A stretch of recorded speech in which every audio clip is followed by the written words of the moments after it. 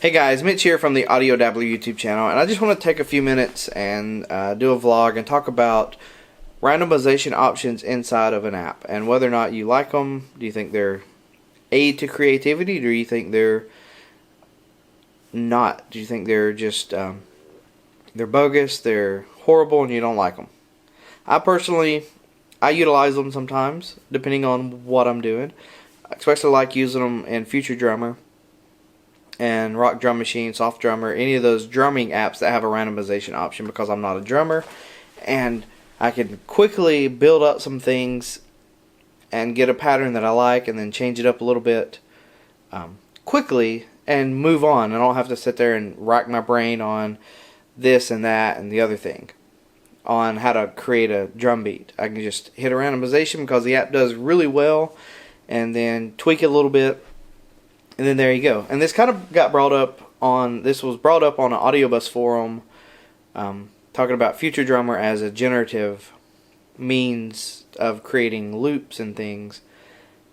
I'm okay with it. I mean, I'm completely fine with it. Now, if you create a DAW that will hit a button and it'll randomly generate an entire song, and then you call yourself a musician because you can hit a button and a piece of software and it'll do everything else for you, then no, I don't think that is where you want to go.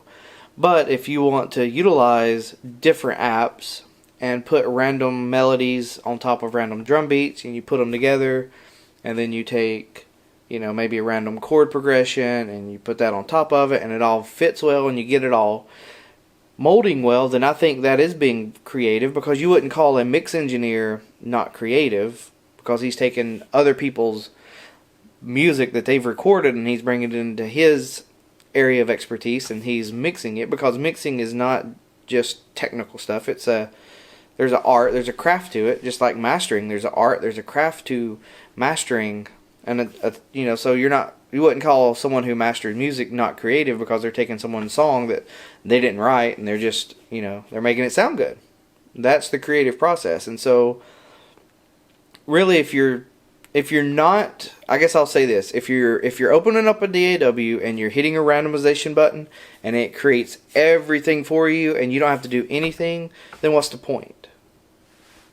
But if you're opening up a DAW and you're bringing in elements of Future Drummer that you generated randomly and you're stringing that across and you're you know, you're arranging it in different ways, and you're taking, you know, say synthesizer running, controlling a cauldron synth, and you're getting different melodies and you're stringing that through and you're putting all this together and you're arranging it in different ways, and but you're generating all this stuff. I think that's being very creative, because it may come up with something that's not the same, because it seems like a lot of pop music and a lot of things, they'll use the same 4 chords, 1 4 5 1 5 4 1 6 4 5, you know, whatever, the same chord progression and a similar melody, because that's what they listen to, and so that's kind of where their brain processes.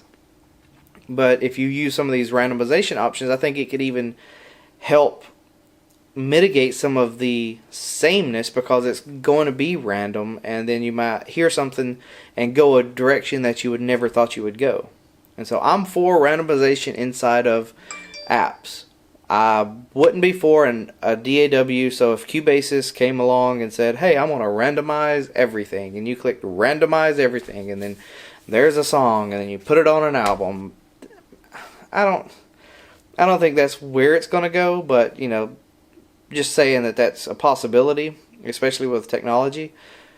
I don't think any real musician is going to try to do that, and, you know, it's going to be some kid that, you know, just wants to mess around and hit random and it generates an entire song, and then, you know, there it is. But I don't think that's where it's going to go. So I do like the randomization options inside of apps. If utilized correctly, they can be very creative and they can enhance the creative process. They can speed up your creative process. I know I use Cauldron's spawn feature a lot if I'm want to design some synth patches.